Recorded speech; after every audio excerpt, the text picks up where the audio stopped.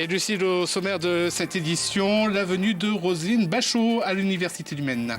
L'ancienne ministre de la Santé était au Mans aujourd'hui à l'occasion d'une conférence sur la parité dans le milieu politique en France. Le Mans FC à la veille d'un nouveau conseil d'administration, le climat est tendu entre les différents acteurs politiques et économiques. Dimanche, 60 personnes ont rendu hommage à Marina lors d'une marche blanche dans les rues du Mans.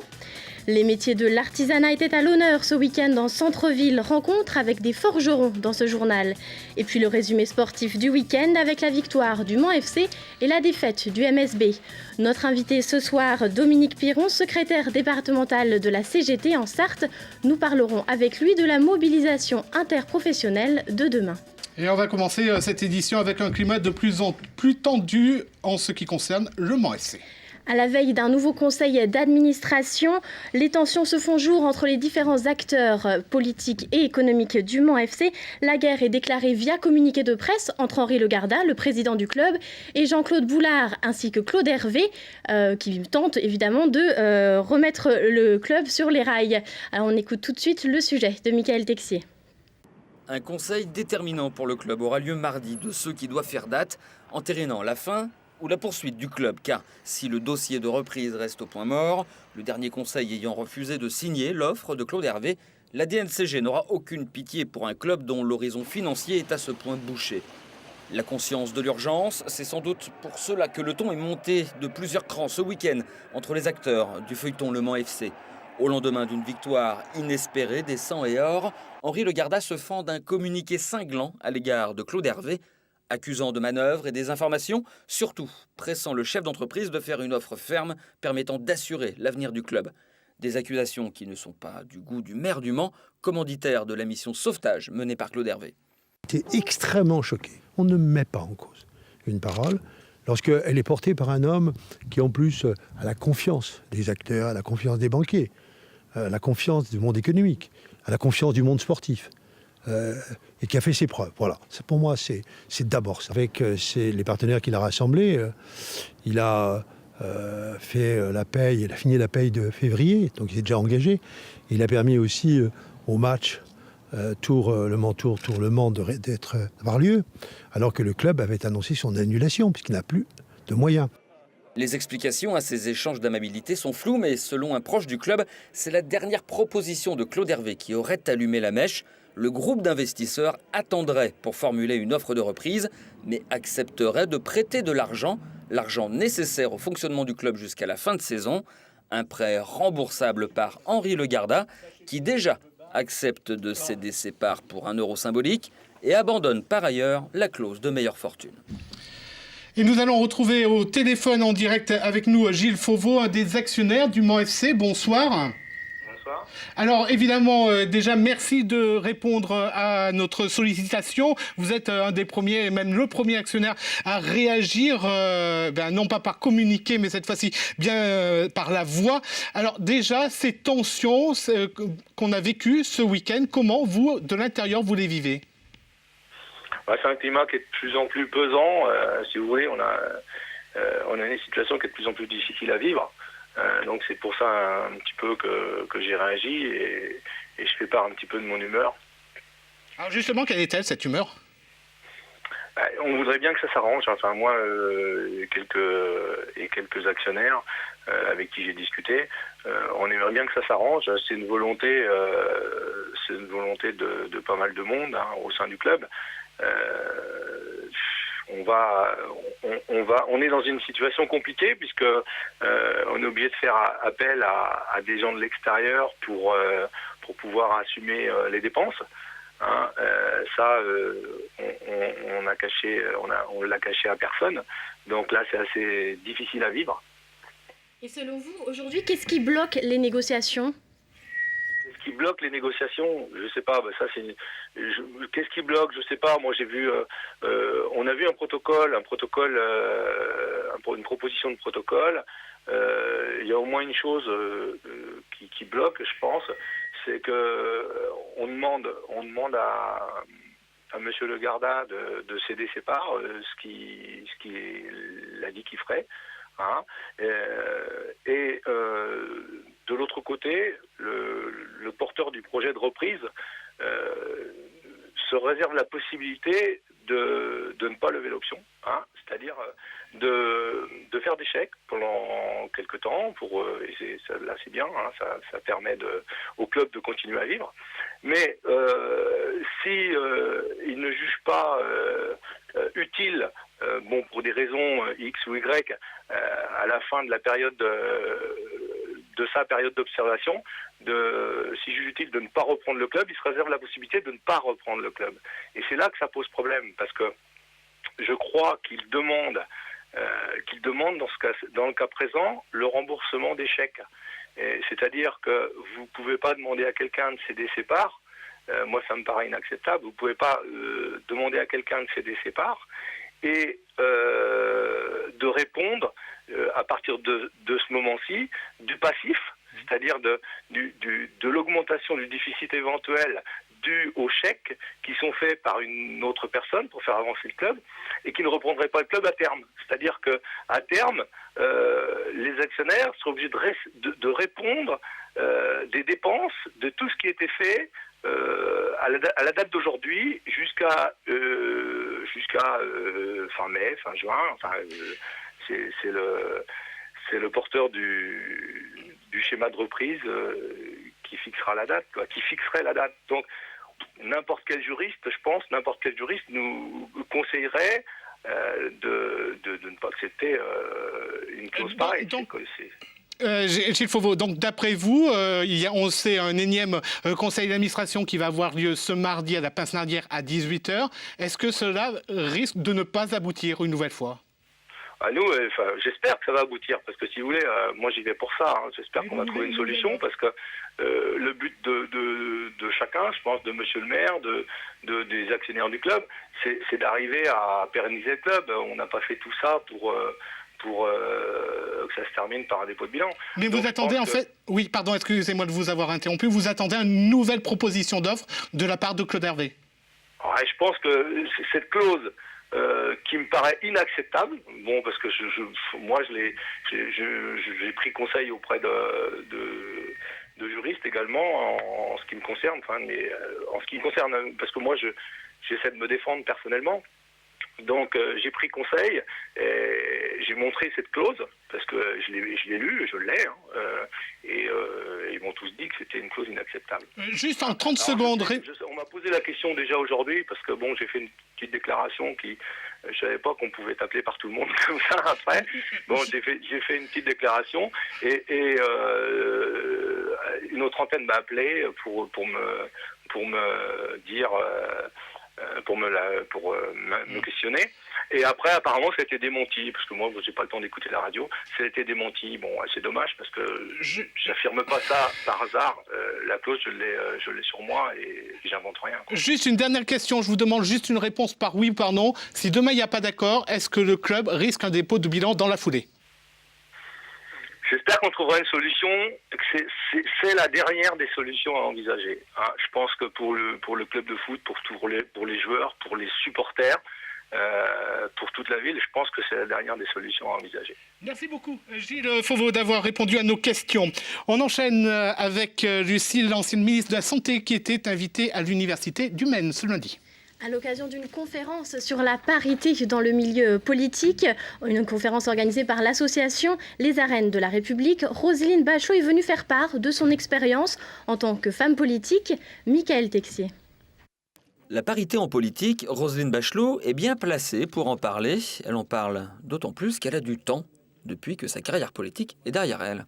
J'ai décidé de consacrer une partie de mon activité à des activités citoyennes qui d'ailleurs ont structuré mes combats depuis que je suis toute petite. Et le combat pour la parité en est un. Je n'ai pas oublié que j'ai été à la tête, la première présidente de l'Observatoire de la parité. Elle qui a dû avaler plus d'une couleuvre en tant que femme dans le milieu hyper machiste de la politique. Elle se souvient qu'en jeune élue au Conseil général du Maine-et-Loire, elle a voulu dénoncer auprès du président de l'Assemblée l'un de ses aînés qui prenait trop de liberté avec les femmes de l'administration. Et il m'a dit simplement cette phrase, qu'entre la parole d'une femme qui ne connaissait pas les choses et la personne d'un élu parfaitement honorable, il avait choisi la parole de l'homme. Des exemples qui servent sa cause, car la parité est un combat toujours en cours. Roselyne Bachelot s'étonne des réactions des étudiantes d'aujourd'hui. Je dis en particulier aux jeunes filles, vous êtes là, vous avez le sentiment que non seulement vous êtes les égales des hommes, mais que bien souvent dans vos cursus, vous leur êtes supérieurs. C'est vous qui êtes en tête de promo.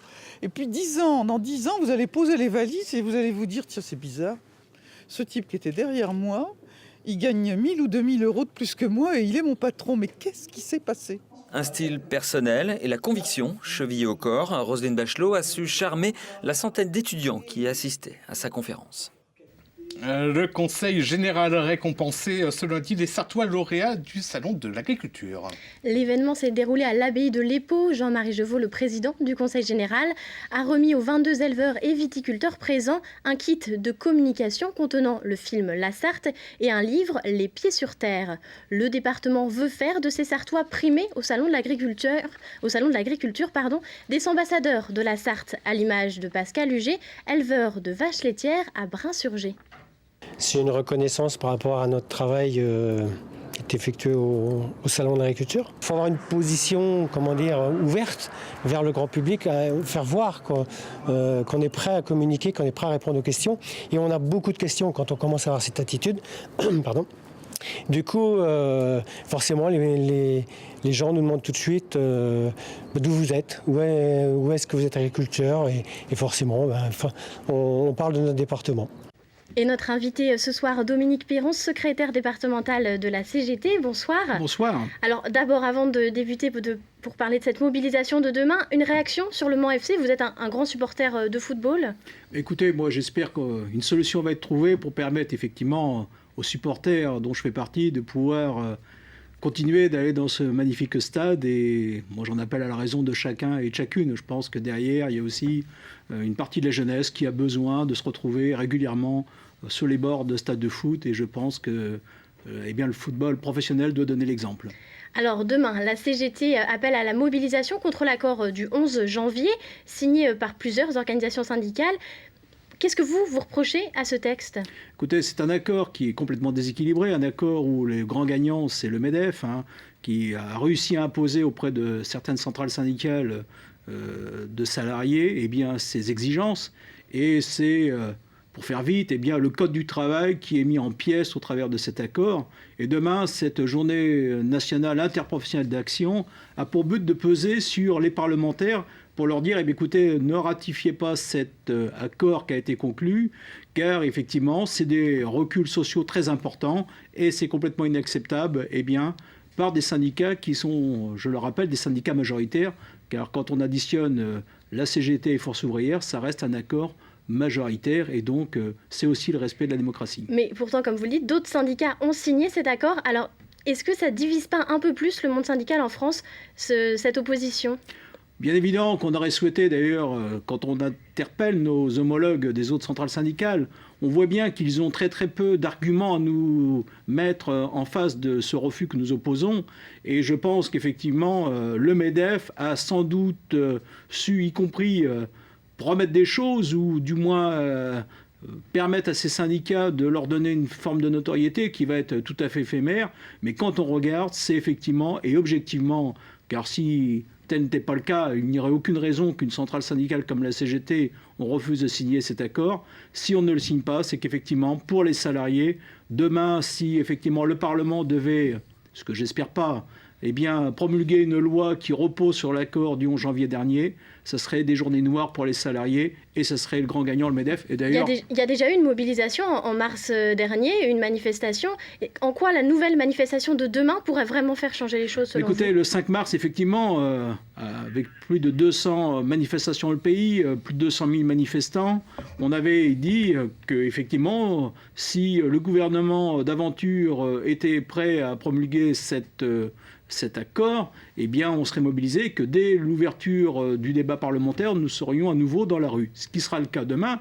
D'ailleurs, demain, ce sera aussi sur le département de la Sarthe une journée où on a obtenu du PS est bien de nous recevoir avec un certain nombre de députés. Et donc, on rappellera à ces députés qu'ils ont été élus par la voix des salariés pour la plupart et que ce n'est pas ni le MEDEF ni l'UMP qui doivent être entendus, y compris sur un accord qui, effectivement... Merci d'être venu merci répondre à nos questions. On rappelle que la mobilisation, c'est demain à 9h30, c'est bien ça, devant le Palais des Congrès. Voilà. Et à l'occasion, justement, de cette grève, des perturbations sont à prévoir sur le réseau des trains, notamment. Les TGV circuleront normalement, mais les Intercités, par exemple, entre Caen, Le Mans et Tours ne circuleront pas du tout. Quant au TER, 4 trains sur 5 devraient circuler. Ici, on parle à présent environnement avec une réunion publique d'information mercredi à Sillé. Il y sera question notamment d'un projet de mine autour de Rouet. Et oui, la société Variscan Mine veut explorer un territoire de 205 km² autour de l'ancienne mine de Rouet. Elle espère y trouver des métaux tels que l'or ou le cuivre. Le projet de la société orléanaise est d'implanter une mine d'extraction de métaux, un projet qui fait débat dans le Nord-Sarthe, notamment autour des garanties environnementales. L'ancienne mine de Rouet a laissé derrière elle 300 000 mètres cubes de terre cyanurée. La députée de la première circonscription, Françoise Dubois, s'est donc saisie du dossier. C'est elle qui est à l'origine de cette réunion publique. Elle permettra de rassembler tous les acteurs pour qu'ils confrontent leurs arguments. Variscan Mine, association écologiste, service de l'État, mais aussi habitants. Pour les personnes intéressées, rendez-vous donc à 20h demain mercredi, salle Maurice Thermo à Sillé-le-Guillaume. Et puis une marche blanche en l'honneur de Marina avait lieu ce dimanche au Mans. La petite Marina, 8 ans, est décédée en 2009 des suites de la maltraitance infligée par ses parents. Le couple a été condamné en juin 2012 à 30 ans de prison, dont 20 ans avec sûreté. Les associations Innocence en danger et Enfance et Partage étaient partie civile lors du procès, mais ils ont aussi assigné l'État en justice pour faute lourde. Des dysfonctionnements au niveau des services de protection de l'enfance auraient eu lieu lors de l'affaire Marina. Ce dimanche, un groupe Facebook intitulé « Hommage à Marina, petite princesse de 8 ans » organisait une marche blanche. Il voulait rendre hommage à la petite fille décédée, mais aussi se faire entendre à quelques jours de l'audience qui aura lieu jeudi prochain à Paris. Ils étaient une 60aine à s'être déplacés. C'est ici qu'a débuté la marche blanche devant un restaurant McDonald's, symbole de la fausse disparition de Marina. Pour des raisons pratiques, les organisateurs avaient choisi le fast-food situé avenue Georges Durand, desservi par le tramway et donc plus accessible pour des marcheurs venus de loin, rendre hommage à Marina, comme Isabelle qui a fait la route depuis la Gironde. J'ai découvert il y a quelque temps l'histoire de Marina par le biais de Facebook, par le biais des journaux. Et je trouve incompréhensible que ce qui est arrivé à la petite Marina. On n'a pas le droit de maltraiter un enfant de la sorte, on n'a même pas le droit de lui apporter des coups tels que Marina a reçus. Cette Nantaise mène un combat contre la maltraitance infantile depuis le procès des parents de Marina en juin 2012. Elle espère que cette marche fera bouger les choses. J'espère, déjà je pensais qu'on allait être plus nombreux. J'espère qu'elle va faire montrer aux gens la réalité des choses, quoi. Que bien montrer aux gens que c'est plus un tabou la maltraitance, parce qu'il y a plein de gens, dès qu'on leur parle de maltraitance infantile, c'est surtout pas lire dans les journaux, non faut pas lire ça. C'est encore un peu un tabou, autour de moi même il y a des gens qui me disent « Oh mais tu devrais pas lire ça », mais si personne le lit, personne ne fait rien. Les associations Innocence en danger et Enfance et Partage ont assigné l'État en justice pour faute lourde dans l'affaire Marina. L'audience aura lieu le 11 avril prochain, une date très attendue par les organisateurs de la marche. Je pense qu'il y a certaines personnes qui ont peut-être une mauvaise formation et qui sont parachutées dans les services. Malheureusement, ils apprennent sur le tas et ils ne sont pas suffisamment formés pour s'occuper des cas aussi graves que celui de Marina. Je ne lâcherai rien. Je ne lâcherai pas. Donc déjà, j'attends le procès avec impatience et j'espère que franchement, tous ces gens vont être démis de leur statut et à vie. Le cortège d'une 60aine de personnes, munies de roses blanches et de photos, a traversé la ville jusqu'à la cité judiciaire pour rendre hommage à Marina. Et on termine par le sport avec une victoire du Mans FC au MM Arena face à Tours, la défaite des basketteurs manceaux et des championnes de karaté. Le tout résumé par vous Yannick sur des images d'Amoun Chamsoudine. Le Mans FC a renoué avec la victoire vendredi soir face à Tours, 1-0, but de Mendes à la 83e minute de jeu. Les Manceaux restent malgré tout 18e au classement, mais ne comptent plus qu'un petit point de retard sur le premier non relégable. Depuis le début de saison, on sait que ça allait être difficile. Aujourd'hui, on était dans une période très délicate. Maintenant, on s'accroche, on sait qu'on n'est pas mort. On n'est pas mort, il reste encore 7 matchs, on va les jouer à fond et j'espère qu'on va se maintenir.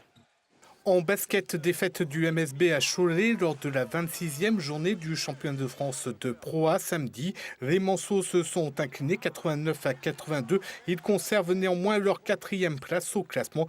Les Manceaux recevront Dijon lors de la prochaine journée. Et puis, coup de chapeau à 2 karatékas de Samouraï 2000, Leila Heurtaud et Émilie Cacheux ont toutes deux décroché le titre de championne de France ce week-end à Toulon dans leurs catégories respectives. Le club Manceau a en tout raflé 5 médailles durant ce week-end.